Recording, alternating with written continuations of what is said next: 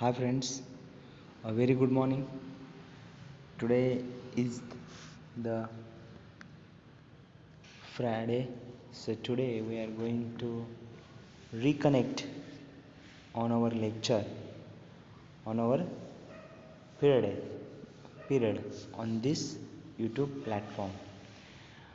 विद्यार्थी मित्र हो, आज पुन्हा एकदा आपण आपल्या ऑनलाईन लेक्चरकडे वळणार आहे. या ऑनलाईन लेक्चरकडे वळत असताना आपण पाठीमागचे अनेक पिरियड अनेक तास आपण या माध्यमातून बघत आहोत. शेवटच्या तासाला आपण जी कविता आहे त्या कवितेचं ॲप्रिसिएशन बघितलेलं होतं. द चेरी ट्री नावाची जी काही कविता आहे, चेरी ट्री नावाच्या कवितेमध्ये आपण बघितलेलं होतं की एखादं झाड, चेरीचं झाड कशा पद्धतीनं स्वतःचं स्ट्रगल या ठिकाणी आपल्याला करताना दिसतं. आज आपल्याला त्याचा ॲक्टिव्हिटी नंबर 2 जे ॲप्रिसिएशन पोएम आहे. ॲप्रिसिएशन याचा अर्थच लक्षात ठेवा विद्यार्थी मित्र. सर्वात प्रथम की ॲप्रिसिएशन याचा अर्थ असा आहे, त्या कवितेचं सर्व काही संदर्भासहित स्पष्टीकरण आपण थोडक्यात म्हणू शकतो. अशा पद्धतीनं आपल्याला ॲप्रिसिएशन करायचं आहे. आज पाठीमागच्या तासाला ॲक्टिव्हिटी नंबर 1 आपण बघितलेलं होतं. आज आपण ॲक्टिव्हिटी नंबर 2 बघणार आहोत. त्याचा प्रश्न असा आहे, write down the appreciation of the poem cherry tree on given stanza. I will repeat the question. Write down the appreciation of the poem of cherry tree on given stanza. दिलेल्या cherry tree या कवितेमधील उतार्यावरती appreciation आपल्याला लिहायचं आहे. पहिला आहे, gist of the extract of the poem. Gist of the extract of the poem. त्याचा answer असं येईल, the extract of the poem deals with the growth of the cherry tree. The extract of the poem deals with the growth of the cherry tree. It gives joy to the poet. It gives joy to the poet. Full stop. He feels proud having a fully blossomed, blossomed, blossomed and developed tree. Here we have to understand that one cherry tree should give the very important smell to the people with of that blossomed and developed tree.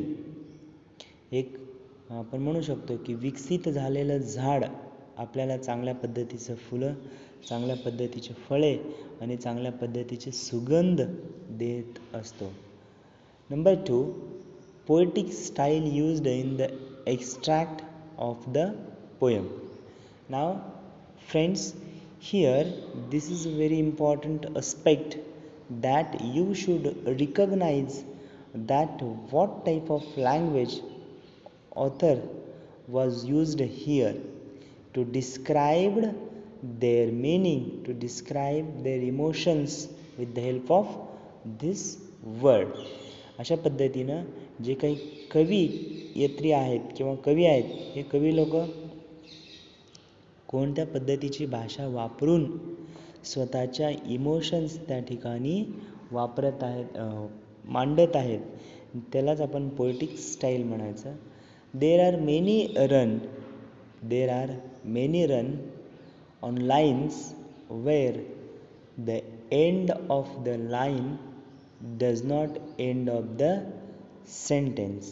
Look at in stanza there are many runs on where line ends. There are not a end of sentence. म्हणजे या कवितेमध्ये अनेक छोट्या छोट्या ओळी आहेत ज्या ओळी कुठंतरी संपतात, परंतु एका ओळीमध्ये एखादी भावना प्रगट करत असताना त्या ओळीचा एंड झाल्यानंतर किंवा शेवट झाल्यानंतर ती भावना, ते मत, ते विचार त्या ओळीमध्ये तिथे संपलेले नसतात. ते विचार, ती भावना, ते मतप्रवाह पुढच्या ओळीमध्ये कंटिन्यू होतात, हे या ठिकाणी लेखकाला सांगायचं आहे. But the sentence continues on to the next line. म्हणजे ओळ हे पुढच्या ओळीपर्यंत कंटिन्यू होतात. The words used here are simple and language is easy. The words used are here. म्हणजे या कवितेमध्ये जे काही शब्द वापरले गेलेले आहेत ते शब्द खूप सोपे आहेत. त्याच पद्धतीनं जी भाषा वापरली गेलेली आहे, लँग्वेज याचा अर्थ भाषा, ती भाषा देखील खूप सोप्या पद्धतीची भाषा या ठिकाणी वापरली गेलेली आहे.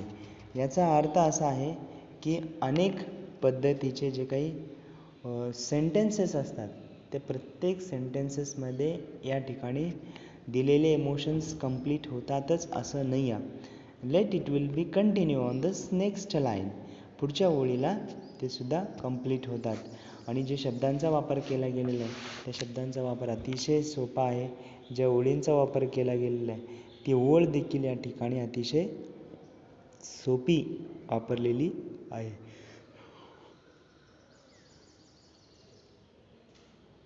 आता आपल्याला नेक्स्ट पॉइंट बघायचा आहे, फोकसिंग एलिमेंट्स.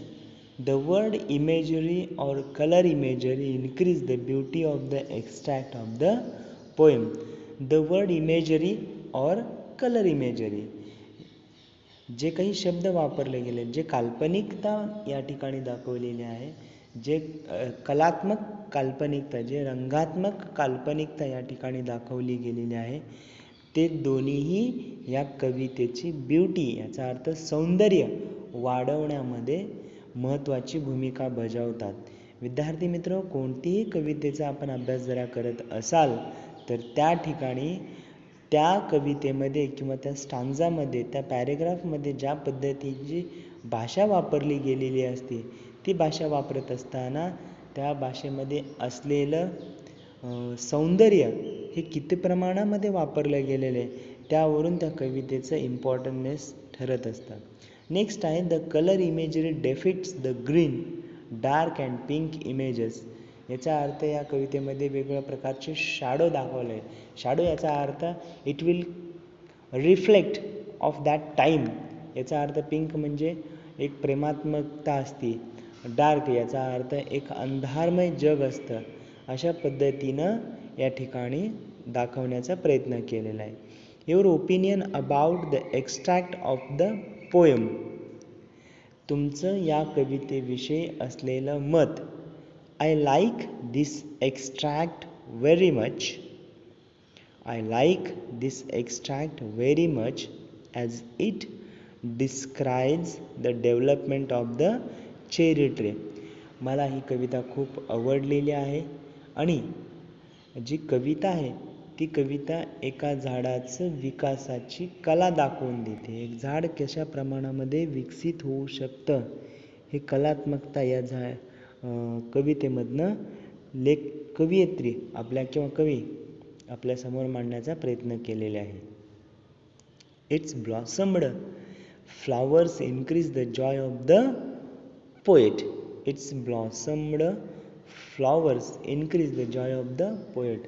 त्या झाडाला येणारा सुगंध असेल किंवा त्याला येणारा इम्पॉर्टंटनेस असेल त्याच्यानुसार आपण आपल्या कवितेमध्ये सौंदर्यता वाढवू शकतो किंवा सौंदर्याची कलात्मकता वाढवू शकतो.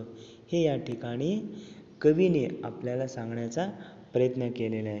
विद्यार्थी मित्रहो, शेवटच्या तासाला सुद्धा आपण याच कवितेचं ॲप्रिसिएशन ऑफ द पोएम बघितलेलं होतं. या तासाला सुद्धा आपण हेच बघणार आहे. खूप इंटरेस्टिंग अशी कविता आहे की एखादा चेरी ट्री वाढत असताना, एखादा चेरी ट्री आपल्या अंगणामध्ये ज्यावेळेला आपण लावतो, ते चेरी ट्री वाढत असताना स्वतःवरती आलेल्या संकटांचं झेलून, सर्व प्रकारची संकट झेलून अंगावरती घेऊन ते झाड कसं वाढतं हे या कवितेमधनं आपल्याला कवयित्रीने किंवा कवीने सांगण्याचा प्रयत्न केलेला आहे.